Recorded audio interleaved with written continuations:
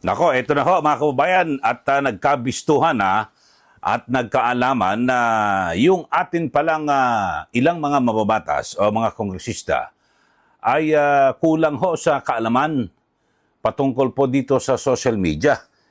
Sana ho sa ginawa ho nilang pagdinig ay nagpa-research muna sila sa kanilang staff at kung ano ba talaga yung kalakaran sa media. Kasi lumilitaw ho mga kababayan na yung kasi tinatanong ho nila ito hong mga taga-Meta. Yung Meta ho, ito yung pinaka mother company ng Facebook. At kanilang tinatanong, nako, ano ba talaga yung mga panuntunan? Kasi ang layunin ho rito ng mga kongresista, bakit hindi mapigilan? Yung mga sinasabing di umano'y pagkalat ng fake news at yung mga walang kapararakan na mga usapin at kung saan ay siyempre talagang ang nagiging sentro po kadalasan ng mga iba't ibang mga pahayag ng ilang mga vlogger ay ito hong mga kongresista at iba pa hong mga politiko. So yun lang ho. Ito ho, panoorin nyo ho kasi biro nyo, ipinipilit ho ng ilang kongresista na dapat meron pong panuntunan daw yung Meta. Kung paano hindi palulusutin yung post ng isang tao. Ito, panoorin ho natin mga kababayan at ito siguro, ano ba magandang termino na gawin? Yung kulang sa kaalaman? Ignorante o siguro baka hindi teki? Yan, pwede ho mga kababayan. Pero siyempre, dinidiscuss ho nila ang isyong yan . Dapat ho ay talagang inalam ho nilang mabuti yung lahat ng mga detalye at kung ano ba talaga yung mga nangyayari, yung tunay na nangyayari sa mundo ng social media. Ito, panoorin ho natin at ilan lang ho ito sa tagpo sa isinagawang pagdinig o yung TRICOM committee hearing dyan po sa mababang kapulungan ng Kongreso na kung saan ay pinagtalunan din nila. Naku, napakahaba ng issue. Kung kasama ho ba sa dito ho yung yung pagmumura, yung pagbibitaw ng mga masasakit na salita. So ito, panoorin muna natin mga kababayan. Ito hong eksena. Ito unang-una, panoorin natin. Ito pong si Congressman Benny Abante. Ito panoorin muna natin. Mr. Chair, I'd like to ask if Meta could be able to provide us a data of whatever your community standards are, because we don't even know. I know you're going to answer us with a lengthy statement. Just give us a data.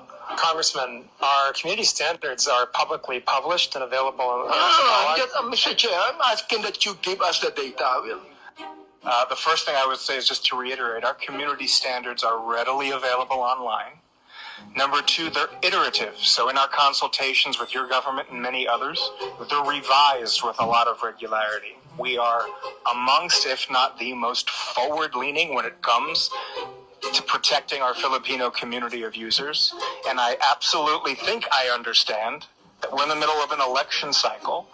Things are heated here at the moment, but that does not distract me or my team from our constant everyday work in battling off-platform harm for our users.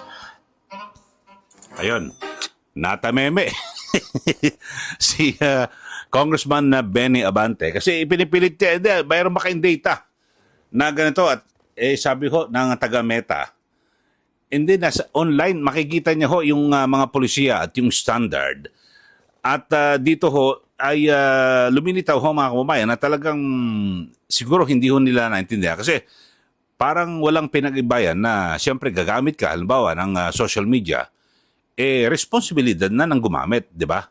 Ito, panoorin pa natin, isa pang congressman, si Congressman Romy Acop na nagtatanong ho at talagang kulang na lang ho, mainis ho yung mga taga-Meta. Ito ho You recognize that Meta bears some responsibility for what is shared and posted on Facebook or Instagram? Every individual user bears the ultimate responsibility for what he or she posts on our platforms. So what I would say is we absolutely... Do you? Sir, if I may, we very much believe that we have a responsibility to provide a safe platform for our users around the world. But my question is, would you bear some responsibility for what is shared and posted? Yes or no? It's a very simple question.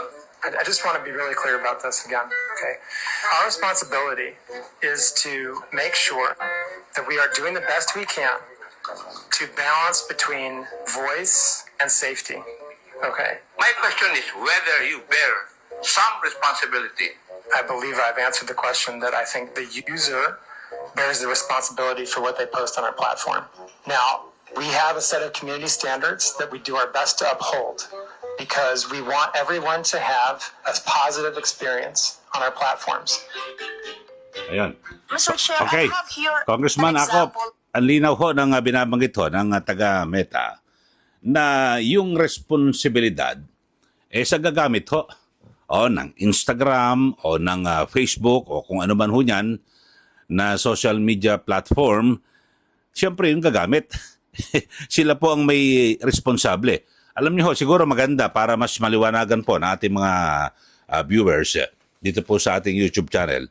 Walang pinag-iba ho yan sa alak eh. Di po ba?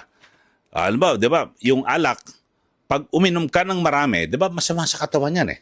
Di ba, sinasabi ho ng mga doktor na, naku, masama sa katawan, huwag ka iinom ng alak.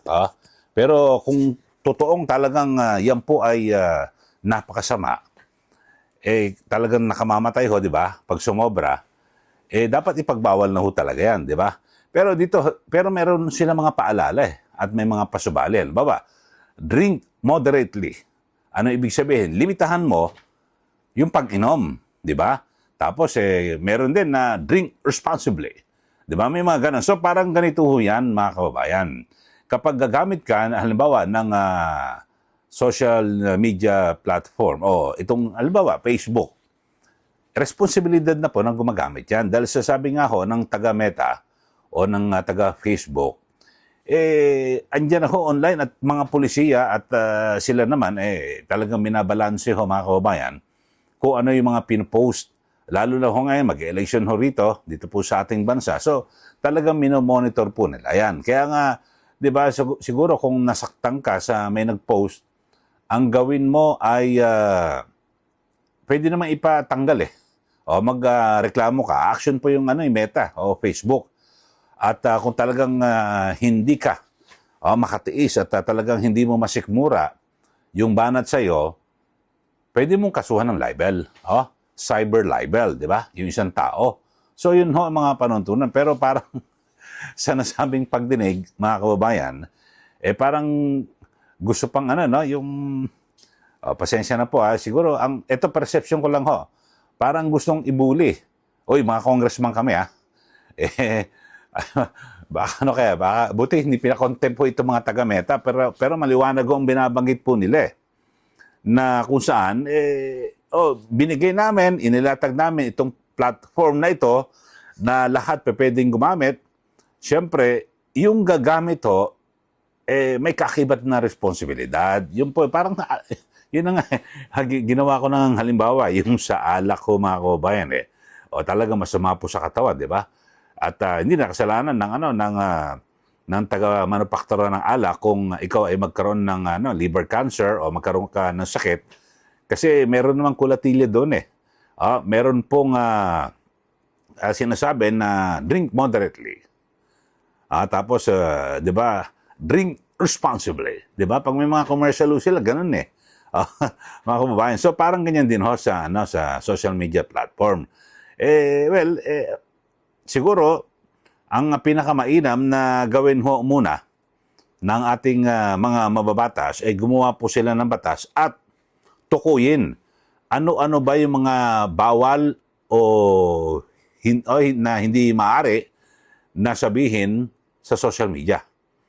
Kasi para may mga pamantayan at pwedeng sundan kung sino man yung user o gagamit ng ganitong social media platform, alam niya na, uy, bawal lang magmura. Ganyan.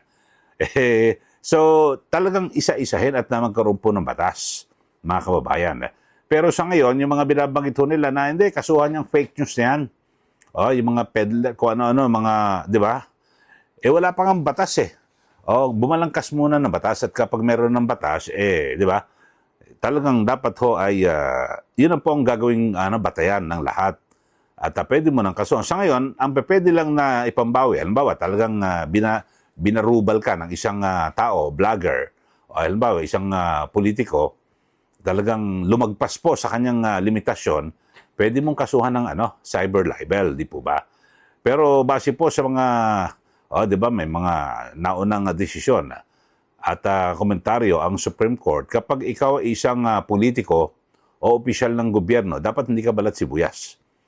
Pwede ka na batikusin, questionin, kung ano man, pero baliwala, kasi kaya sinabi ho yan ng Korte Suprema na hindi ka magiging dapat na balat sibuyas kasi baka wala ka ng ibang gagawin eh.